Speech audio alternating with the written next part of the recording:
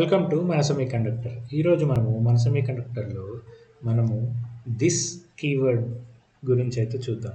ఇది సిస్టమ్ వెరిలాగ్ సిరీస్లో జరుగుతున్న one of the topic. Previous video మనము సూపర్ కీవర్డ్ గురించి అయితే చూసాము. దిస్ కీవర్డ్ అంటే ఏంటి, అసలు ఇది ఎక్కడ వాడతాము, ఎందుకు పనికి వస్తుందని అయితే చూద్దాం. ఇప్పుడు మనకి ఒక క్లాస్ ఉంది అనుకుందాం. క్లాస్ ఏ అని మనకుంది.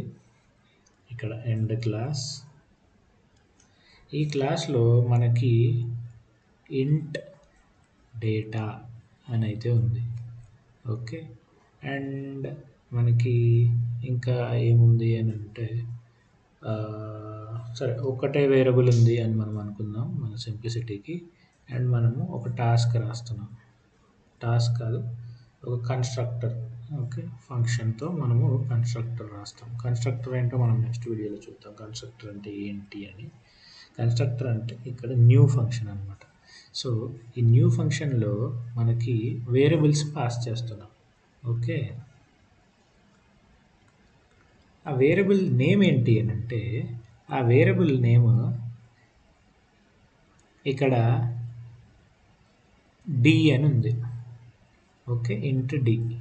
సో ఇంట్ డి వచ్చి మనము డేటాకి అసైన్ చేస్తాం అన్నమాట. ఓకే, ఇక్కడ వరకు అంతా బాగానే ఉంది కదా.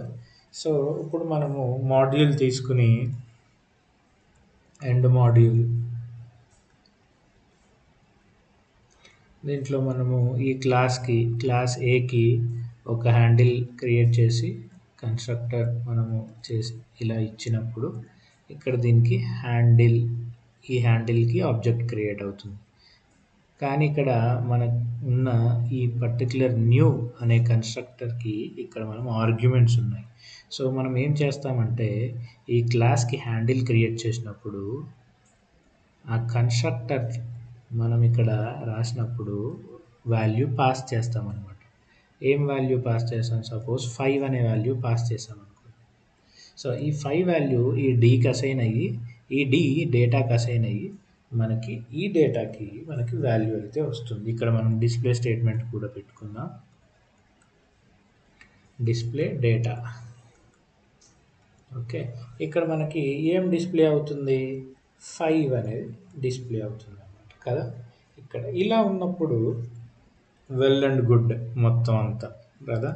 అదే ఇప్పుడు మనకి డేటా అని ఉందనుకోండి, ఇక్కడ కూడా ఏం రాస్తాం? Data is equal to data అని రాస్తాం. సో ఇలా ఉన్నప్పుడు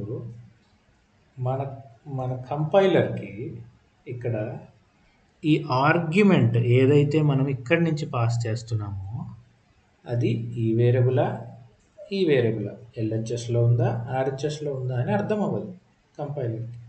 సో ఇప్పుడు ఈ పర్టికులర్ ఆర్గ్యుమెంట్ ఇక్కడ ఇవ్వాలా తెలియదు. ఇప్పుడు ఈ పర్టికులర్ క్లాస్లో ఉండే వేరియబుల్ ఇక్కడ ఉందో తెలియదు. సో అప్పుడు ఏం చేస్తుందంటే, డేటా మనకి ఇక్కడికి రాదు, ఇక్కడ మనకి ఏం ప్రింట్ అవ్వదు. డిఫాల్ట్ వాల్యూ అంటే ఇంటికి డిఫాల్ట్ వాల్యూ అంటే 0 ప్రింట్ అవుతుంది మనం 5 ఇచ్చినప్పుడు. సో ఇలాంటి ప్రాబ్లమ్ని ఎలిమినేట్ చేయడానికి కోసం మనకున్న కీవర్డ్ దిస్ అన్నమాట. సో మనము దిస్ డాట్ అని మనము ఇక్కడ వాడినప్పుడు, దిస్ అని వాడడం వల్ల ఇది క్లాస్ వేరియబుల్ అని చెప్తాము. క్లాస్ వేరియబుల్ ఇది, ఇక్కడ ఉండేది ఆర్గ్యుమెంట్ అని చెప్పినట్టు అనమాట. సో ఈ ఆర్గ్యుమెంట్ ఇప్పుడు ఇక్కడ ఉన్న డేటా వచ్చి ఇక్కడికి వచ్చి ఇక్కడ ఉండి, ఇది దిస్ డాట్ డేటా అంటే ఈ క్లాస్లో ఉండే వేరియబుల్ డేటాకి అసైన్ అవి మనకి 5 అని ప్రింట్ అవుతుంది. ఇదే దిస్ కీవర్డ్ వల్ల ఉన్న advantage. That's it. Please subscribe to మన సెమీకండక్టర్. Thank you.